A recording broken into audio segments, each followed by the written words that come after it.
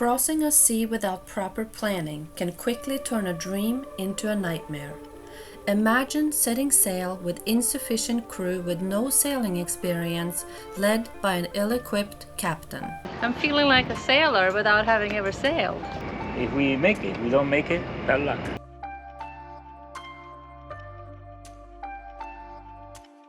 That's what we did, and we came out of it battered and bruised, but also wiser and most importantly, alive to tell the tale.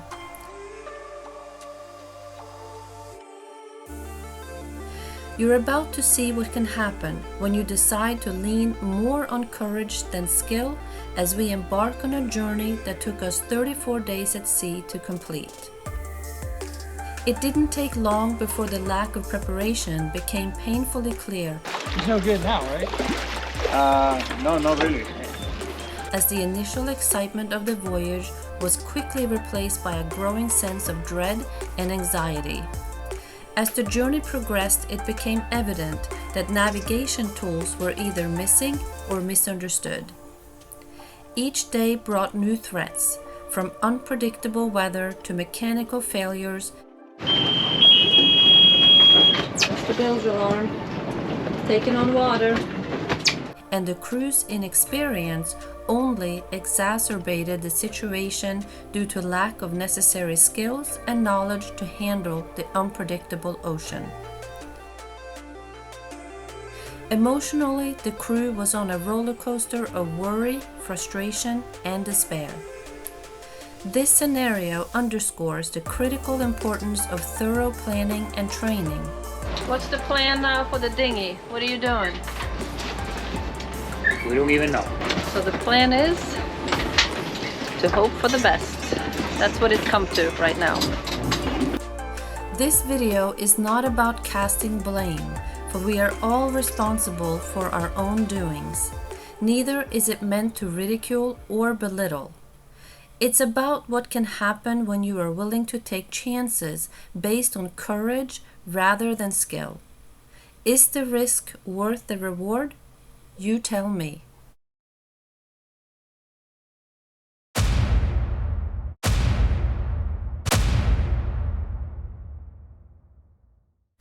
Hindsight is always 20/20, and looking back it's easy to see what could have and should have been done differently. For one, there was a lot of fueling going on. We fueled and fueled and fueled. For the most part, we motor sailed, hence the need for all the fuel, regardless of weather, which resulted in a lot of boat slamming. There was no tacking or sailing based on weather. We basically stayed on a straight line from point A to point B. Some of the things that haunted us along the way was no radar, broken transmission, broken mainsail, and although we had PredictWind installed, nobody knew how to use it, and ultimately it became a sore subject as the captain and crew disagreed whether or not to use it. Now, don't get me wrong, we did have some good days early on with smooth sailing, and even the dolphins paid us a visit. However, it will get worse from here, and unfortunately, it never got better.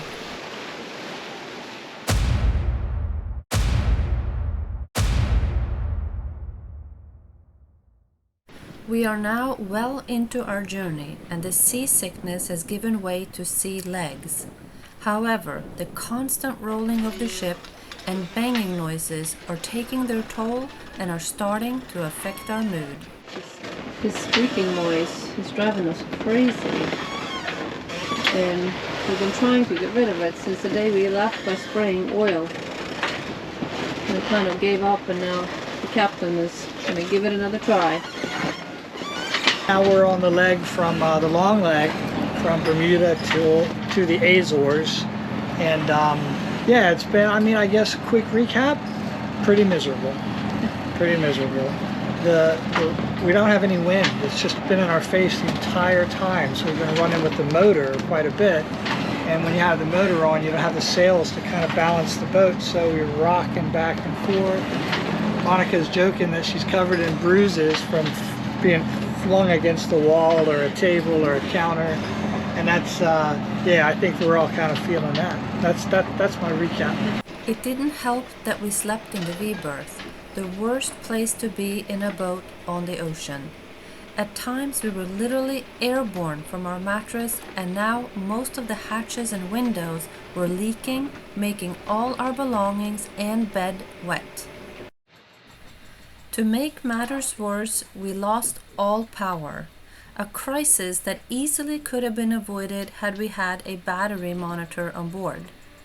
Instead, as the situation escalated, we were left in a state of confusion and urgency, struggling to figure out what to do next. And the relentless waves made it nearly impossible to stabilize the boat. How we doing, Darren? Not good. Monica just suggested we call Mayday. Yes. I don't think we're right. I don't think we're there just yet. Yeah. Here comes. So now looking back at it, Mayday seems a bit extreme, but I was scared. Just seems like one thing leads to another. A little bit of a panicky situation. We're basically in the middle of the Atlantic, halfway between Horta and Bermuda. The feeling of being lost in a vast ocean kicked in. So what I'm doing right now, I am going to make sure that we have everything we need in our ditch bag. I hope it doesn't get to that, but you just have to be prepared. I think for right now, the plan is to let the solar panel power up fully, take one of the batteries from the solar panels and move it over to the house batteries and try to jump the house battery with it and see if we can get it started that way. Thank God we didn't do that, because we have since learned that jumping an AGM battery with a lithium battery could damage the AGM battery or cause it to leak acid. There was an awful lot of fingers crossed on this journey, but when all seemed hopeless, Darren came to the rescue. So what's the plan, Darren? What do you got there? I dug out the battery for the bow thruster. So now we're going to try to jump the generator with the bow thruster battery and hope that it works.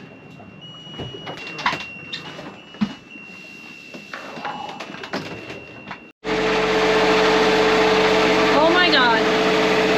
Darren got the generator to go. Good job, Darren. Okay, thank you. So we don't have to abandon ship just yet. Not yet. Well, it ain't over yet, right? It ain't over yet. Oh man, what a relief. That it was. You would think we would learn from our mistakes, but no. 5 to 8 foot white-capped waves seemed to be the norm, but we also had our fair share of 15-foot waves with short intervals, which set the stage for rough travel. These towering waves coming in quick succession created a tumultuous environment that tested our vessel's resilience and our crew's endurance. I'm tired. You're tired. Why are you tired, Frank? I'm tired, man. The short intervals between the waves meant there was little time to recover from one before being hit by the next, making the journey particularly grueling. And worst of all, we lost our dinghy because of it. So what happened? Oh, the davit for the dinghy broke. And we gotta secure the a little bit better so that we don't lose the dinghy on the davit. Let's see, maybe we'll get out of here. A sincere effort was made to save the dinghy, but with a broken davit system and a failed attempt to hoist it on board, we were quickly running out of options. What's the plan now for the dinghy? What are you doing? We don't even know. We don't know. We're just We're gonna make it up as we go. The bilge alarm's persistent beeping became increasingly frequent, a stark reminder that water was accumulating in the bilge. And the mainsail, despite several attempts to repair it, never functioned properly, making steering the ship almost impossible every time the autopilot stopped working. A decision was made to take down the mainsail by hand in order to ease the effort of hoisting the dinghy onto the bow. Is the wind blowing toward the port or starboard? To port. So I should steer a little further to the port. Straight into the wind. Well, I mean, I am as hard to starboard as I can be, and the boat is just not listening.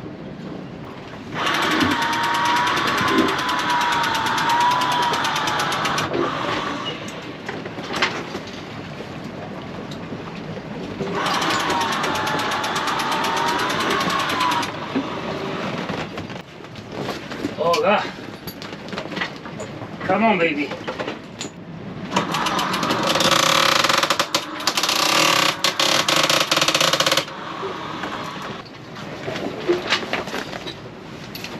See, you can help me to hold this line in the back.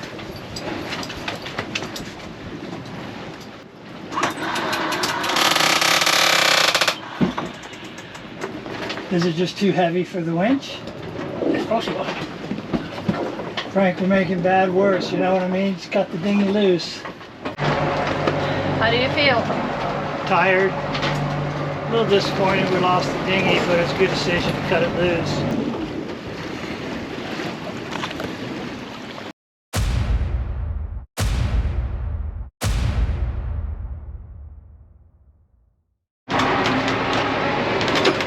So we had another hell night last night. We were going to Cadiz, and first day we were fine, first 24 hours. Then we knew of this system that was coming, and it says it's between 6 and 8 feet waves with 7-second intervals. And that's not a good thing, but we decided to go anyway. And it was horrible. The boat is just a disaster from last night, and it's still really bad out. It's not like it's over. Trying to use sail, but the sail when it was put up is still not working. So now the sail is stuck again, like it has been the entire trip. And now our next problem is that there is no autopilot, and all the electronics are out. Autopilot's out along with all the other electronics in very heavy seas, so we're steering the boat. We don't know where yet.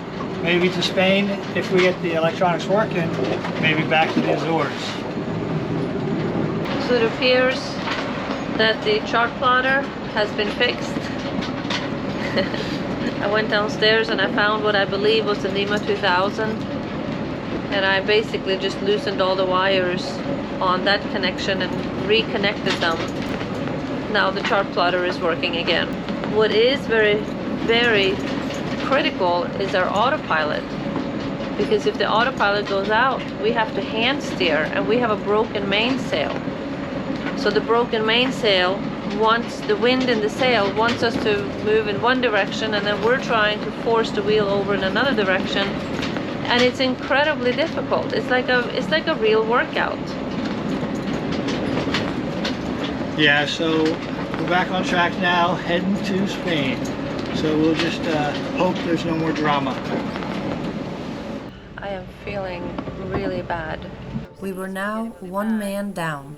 The Atlantic Ocean had saved her worst conditions for last, and the seasickness set in simultaneously with a migraine. Every roll of the boat felt like a punch to my gut, and I couldn't keep anything down for the remainder of the trip, despite all the remedies I had at my disposal. I am just so sick of this rocking and rolling. The psychological impact that you can't get off when you want to get off a roller coaster, but you can't get off. It is exhausting. Darren and the captain are very kind. They are sharing the 3 shifts that we had of 4 hours each. They're now sharing 6 hours each.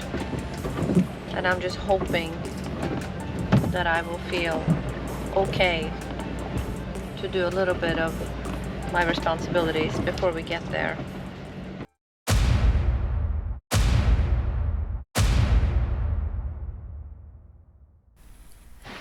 Fast forward to day 33.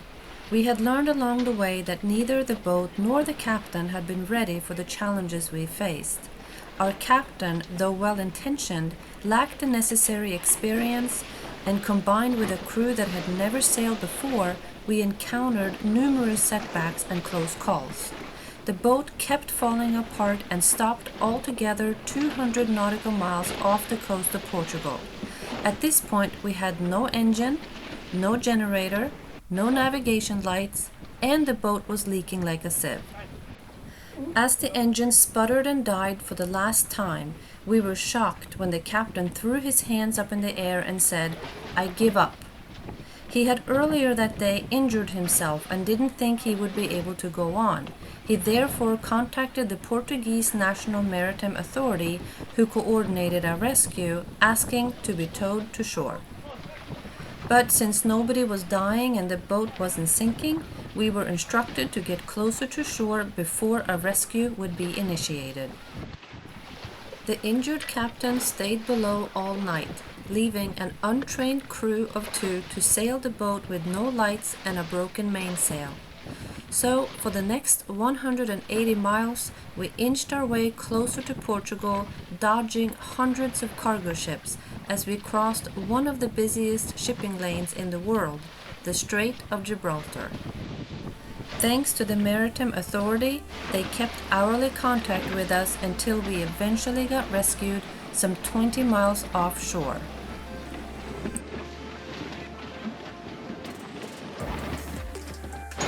Oh my god, I'm so happy. These guys are fast. It's kind of rough out here, so I don't know if that's why they're moving so fast, but it's amazing to see how they're just jumping from thing to thing, trying to get everything fixed, and they're going to get us into land soon. We thought of the rescue team as our ninja angels.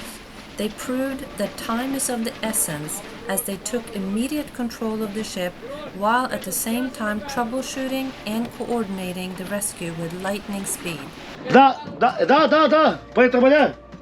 We knew we were saved, and we knew we would make it to shore a little battered and bruised, yes, but most importantly, alive. This experience profoundly changed our perspective on sailing and boating in general. Facing challenges of unpredictable weather, equipment failures, and the physical and mental fatigue of long hours at sea revealed the deeper, more demanding aspects of this activity. We learned to respect the power of the sea and its demands. And the ordeal also underscored the value of teamwork and staying calm under pressure.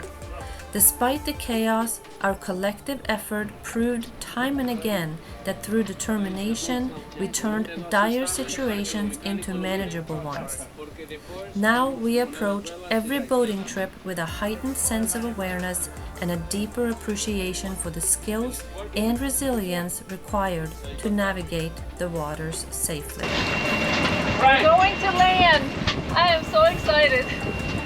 We're going to land! Yes.